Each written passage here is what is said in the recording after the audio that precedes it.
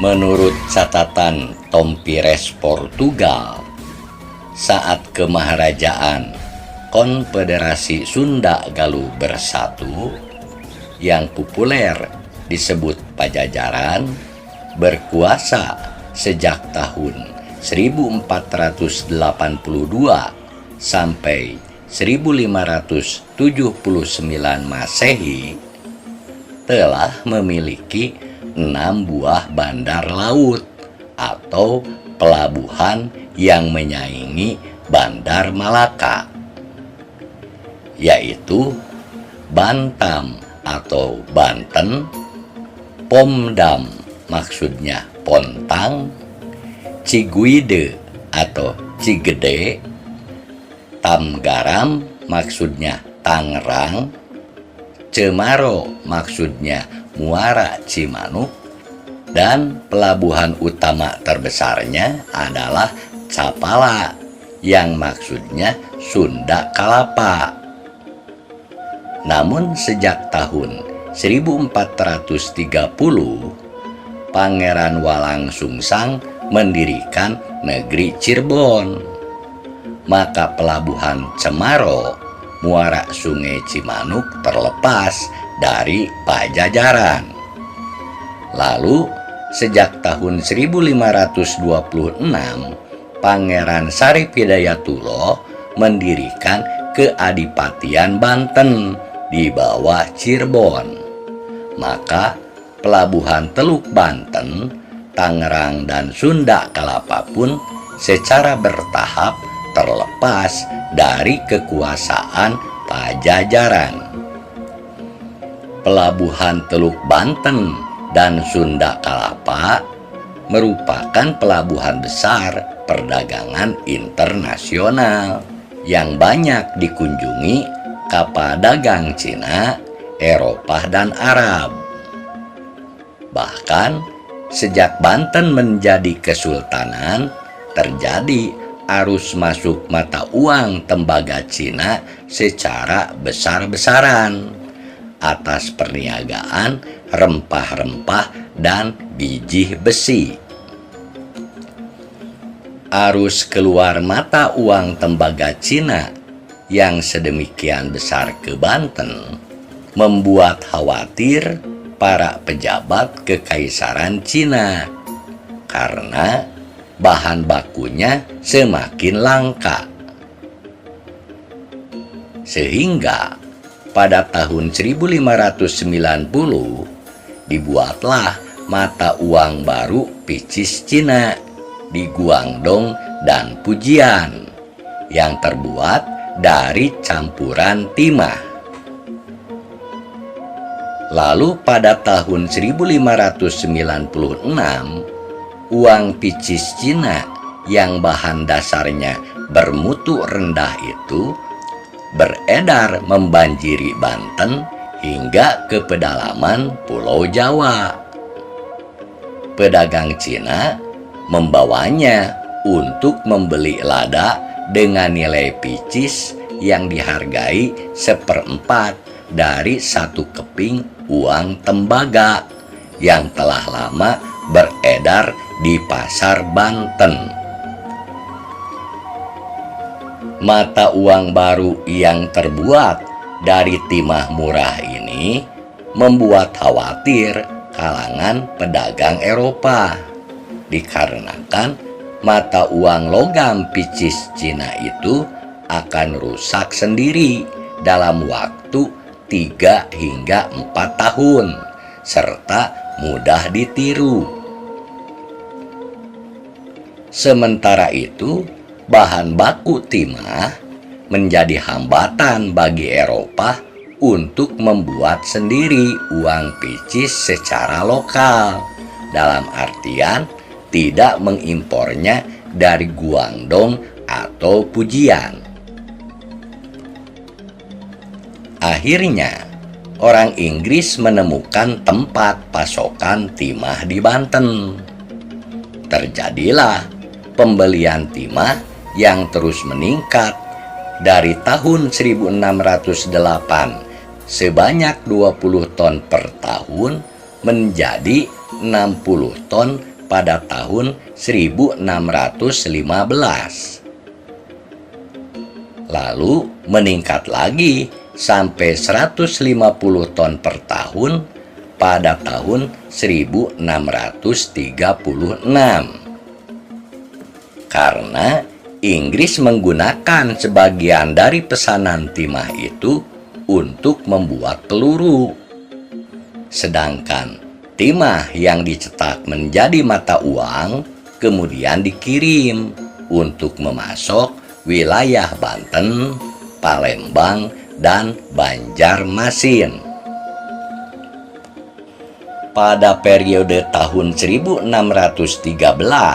sampai 1618 pernah terjadi kelangkaan picis di wilayah Banten yang membuat nilai picis meningkat terhadap perak, sehingga masuklah uang perak secara besar-besaran sebagai alat tukar. Lalu pada tahun 1633, Belanda mulai menemukan timah dari pedagang Cina di Batavia. Ternyata saat itu sudah ada industri pembuatan picis Cina di Banten, Cirebon, dan Jepara.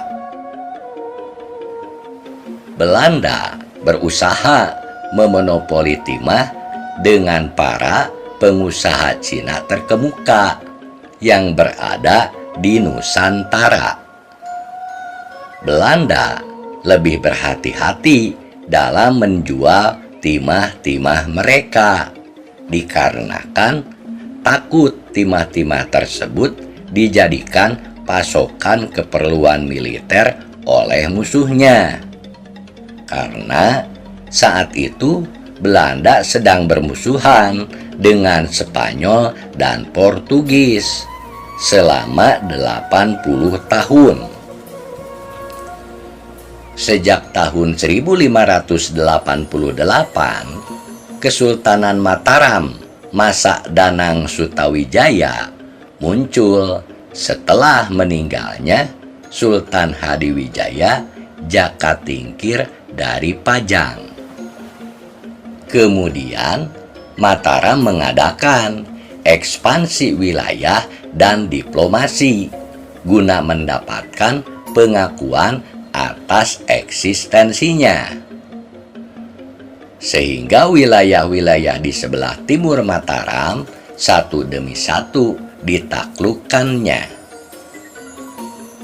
Sementara Kesultanan Cirebon pada masa itu sedang diperintah oleh Sultan Mas Jainul Arifin yang merupakan sahabat dan kerabat Danang Sutawijaya. Ia telah mengakui Mataram yang sebelumnya sebuah kadipaten dari kerajaan Pajang kini menjadi kesultanan yang mandiri. Akan tetapi, Kesultanan Banten pada masa itu belum mengakui eksistensi Kesultanan Mataram. Sultan Maulana Muhammad, putra Sultan Maulana Yusuf, yang bertahta saat itu baru berusia 12 tahun, sejak naik tahta saat ayahandanya wafat tahun 1585, ia sedang berusia 9 tahun. Kesultanan Banten pada masa awal pemerintahan Sultan Maulana Muhammad disibukkan dengan klaim tahta oleh Arya Jepara selaku pamannya sendiri, yaitu adiknya Sultan Maulana Yusuf yang dibesarkan oleh Ratu Kalinyamat, putrinya Sultan Trenggono Demak yang menjadi istri Pangeran Hadiri, Adipati Jepara.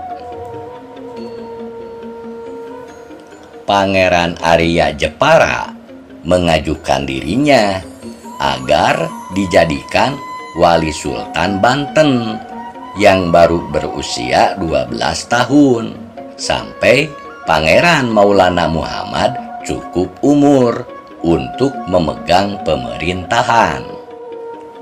Tetapi usul tersebut ditolak oleh para pejabat termasuk Kadi Kesultanan Banten. Kadi adalah seorang hakim agung yang membuat keputusan berdasarkan syariat Islam. Seorang kadi sangat berperan dalam menegakkan aturan bagi Kesultanan Banten. Dalam menunggu usia Sultan Banten cukup untuk memegang pemerintahannya sendiri, maka untuk menjalankan pemerintahan sehari-hari, Kadi Banten memutuskan bahwa Mangkubumi atau Mahapati setara Perdana Menteri bernama Jayanegara ditetapkan sebagai wali kesultanan yang dibantu oleh ke-1 Senapati atau Panglima Pontang, kedua Menteri Ki Waduaji, dan yang ketiga Menteri Ki Wija Manggala. Akibat penolakan Kadi dan para pejabat Kesultanan Banten itu membuat Pangeran Arya Jepara memutuskan untuk menyerang Kesultanan Banten melalui jalur laut. Dalam peperangan tersebut, Demang Laksamana Jepara tewas, sehingga Pangeran Arya Jepara pun memutuskan kembali untuk meminta bantuan Sultan Danang Sutawijaya Mataram. Pada tahun 1596, Mataram pun mengirimkan 15.000 pasukannya untuk membantu pasukan Arya Jepara dalam menyerang Kesultanan Banten dari laut. Namun ternyata gagal.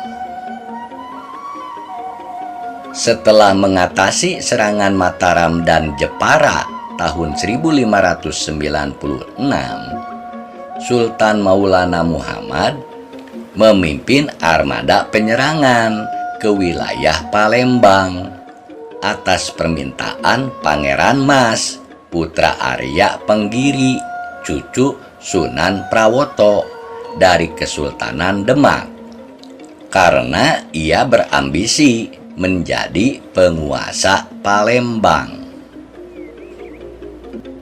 Dalam penyerangannya ke Palembang, Sultan Maulana Muhammad yang baru berusia 20 tahun wafat dan meninggalkan putra mahkotanya yang baru berusia 5 bulan bernama Pangeran Abdul Mupakir Mahmud Abdul Qadir. Sepeninggal Sultan Maulana Muhammad, terpaksa putra mahkota yang masih bayi tersebut dinobatkan menjadi Sultan Banten. Sedangkan untuk melaksanakan pemerintahan sehari-hari kembali dijabat oleh Pangeran Tubagus Mangkubumi Jayanegara menjadi walinya.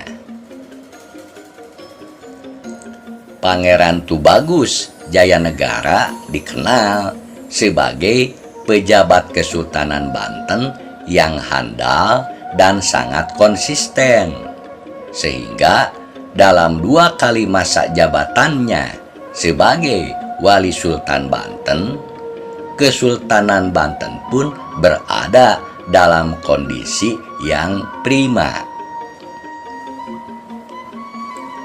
Pada tanggal 28 November 1598, 2 tahun setelah meninggalnya Sultan Maulana Muhammad, datanglah rombongan pedagang Belanda yang dipimpin Jacob Cornelis Jun Panek, dibantu Laksamana Madya Wibren van Warwick dan seorang penjelajah kutub yang sohor pada masa itu adalah Laksamana Jacob van Heemskerk.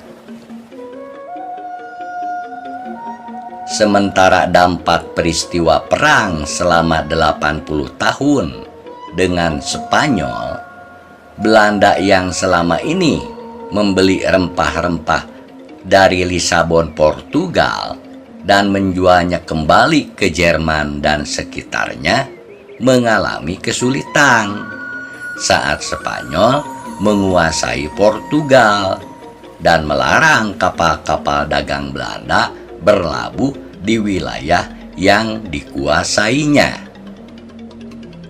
Bahkan, perjalanan kapal dagang Belanda selalu menjadi incaran Spanyol dan Portugal serta para pedagang Inggris. Ketika Itinerario, sebuah buku yang berisi informasi tentang Asia dan Hindia, karya Huygens van Linschoten, yang terbit pada tahun 1593, maka Belanda berusaha mencari jalan alternatif ke Asia guna menghindari patroli kerajaan Spanyol. Muncullah ide untuk melewati Kutub Utara dengan kapal yang didesain secara khusus. Namun, 3 kali usaha tersebut dilakukan untuk bisa melewati Kutub Utara, tetapi selalu gagal. Laksamana Jacob van Heemskerk dalam misi melintasi Kutub Utara itu, kapalnya sering terjepit es, dan separuh anak buahnya meninggal dunia karena kedinginan. Sisa armadanya kemudian kembali ke Belanda untuk melaporkan kegagalan tersebut. Maka dari laporan Jacob van Heemskerk, kerajaan Belanda kemudian melaksanakan misi mencari rempah-rempah oleh armada yang dipimpin Cornelis de Houtman yang menuju Asia melewati Tanjung Harapan, Afrika Selatan. Namun hal ini pun hasilnya tidak memuaskan.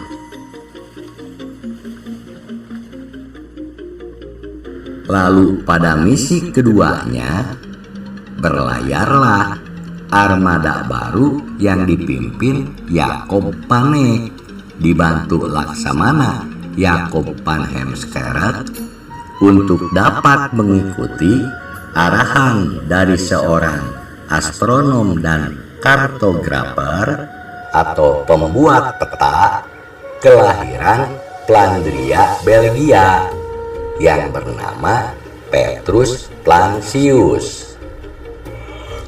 Karena Jacob Panek sebenarnya bukanlah ahli navigasi pelayaran, melainkan keahlian yang sebenarnya adalah bidang perdagangan.